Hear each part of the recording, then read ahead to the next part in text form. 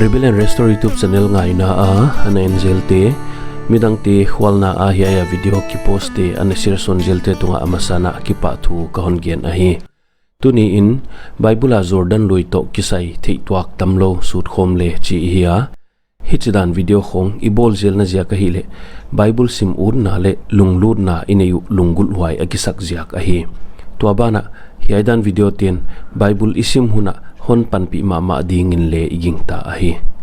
Jordan Lui bel Bible lui minthang mahmah te laka khat ahia hiai lui to kisai ilai siang thawa kigel tampen ma hi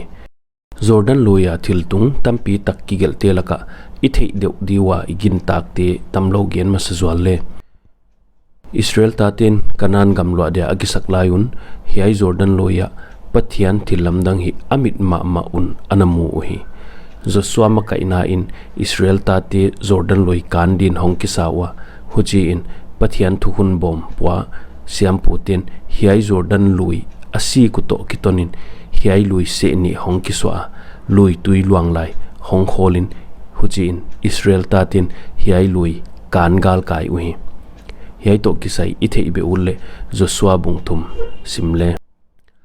Syria se paite heutu naman phagzia ka buaima ma zolne Elisa in Jordan Lui sagi ve wakidia din sola naman hiai Lui sagi ve awakidia le damna nga hi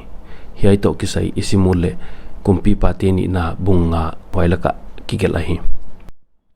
thukun thak lamgen le ito pa Jesuin baptisma atan namun le hiai Jordan Lui ahi hiai mun kha Jesuin baptisma atan namun dia agintang namunu ahia adik lopel en ithei ke ahi tuin hiai Lui to kisai tamlo isuding Jordan Lui ahi le Israel gama ahia mepa ensin le India hiai a oma Israel gam hiai laka ahi Bible khong isim chianga Israel gam kha ei omna apat gamla pen ma din ikoi khaseka hilele gamla het lawahi flight ticket man le huchitela tamlo hiya India a Christian tik kumtenga Israel gam India vazin omgi ge ahi eite laka le sumnei deute adia vazin haksa het loading ahi tun hiai Israel gam zoom sin le Jordan Lui kha hiai laka oma Israel gamadia Lui lian pen le minthang pen hi ahi hiai Jordan Lui hong ki patna na ka hi le harmon tang ahia hiai harmon tang ahia hiai harmon tanga pat hong ki panin hi cha hong luang suka atopa tuipi si ichi diet sia hong luang lut ahi hiai Jordan Lui saudan ahi le kilometer zani le som nga wala sawahi harmon tanga pat hiai Jordan Lui hong kipan sukin hule dila hong luang lut masa a hiai hule dil kha 1948 lakvel khonga akang ziakin tulai me pa kimun non khollowa hiaya kamep gelen sin le hele kum som lampai ta a kagela hiya hoi ziakin achiang non ke a hiai ahi hule dil hula dil le kichi ahi hiai dil kha neu chi hiya adung lam kilometer guk sanga sau zo jekle a vai lam kilometer thum sanga lian zo jeka hi athuk dan bel fit som le guk lama thu ka hi tulai khovela bel dena igen bangin akan jia kina hiai hule dil hi chamu tham ding om non lo ahi hiai hule dil apat Jordan Lui hong luang sung nona air miles in te le 10 air miles khong aluan hitin Galilee dila hong luang lo the hiai Galilee dil bel hule sangin lian zo thama adung lam kilometer som ni wala sawhiya avai lam kilometer som le ni lagvel ahi athuk dan hi le fit zani lamin thuka tulai khovela bel alele neudan khong le kilam dang jek ta ding ahi hiai Galilee dil bel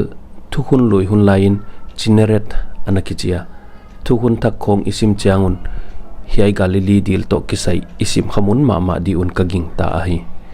Bible hiai dil min kigel khamun mahmah Jesu le anung zui te hiai dil le akim laka kivei mun ma mau hi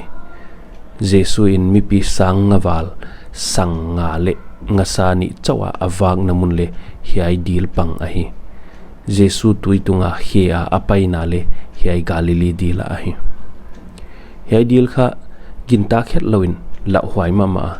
thakhat thua tui ki hot chi ti khong omut ma ma ana hidan a hi Jesu le anung zui te long tui ki hotin atum sak deka Jesu in hui nung le tui ki hot ada isak le hiai Galilee dila a hi Jesu nung zui te Peter Andrew Jacob le Johan ichi te loin len denga ngasa an mat sek na munu le hiai dil a hi hiai dila ngaman dia a om lai wa Jesu anung zui dia vasam hi a hi Jordan Lui kha hiai Galilee dila pat asuk zongin hong luang suk zela atopin tuipisi a hong luang lo the Galilee le tuipisi ki kal akigam lat dan hi le air miles ate in air miles som guk le nga khong ahia river miles a hi le river miles zani khong ahi thukun lui hun lain hiai Galilee le tuipisi ki kal kha mi te anapai mok mok ngam lo namunu ahi hiai lakha Jordan gam mang anakichia sahang chi ya sakei bak nei ichi te khong ana tamma ma danu ahi Zekaria bung som le khatang som le thum lak sim le waya ki gelahi hiai Jordan Lui saupi ta khong luan nungin tuipisia luang luta hiai tan aluan na tui hu in tampi takle leng mangkhin ta hi hiai tuipisi bel Galilee dil sangin lian zo tham zela adung lam kilometer som sagi lenga lagvela sawhiya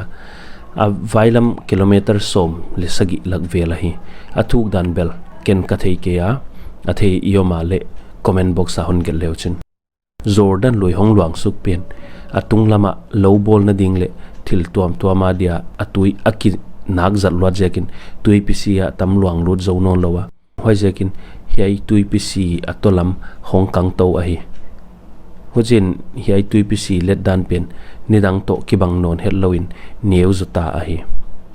Galilee le hule dil te banglo takin hiai tuipisi pen a al jakin akim le kyanga mi atengut om khollowa hile le akim le kyang la khonga tui nak khoi tui don thei chibel tamlo om sam hi ithi na u be lam na din hiai hon gel leng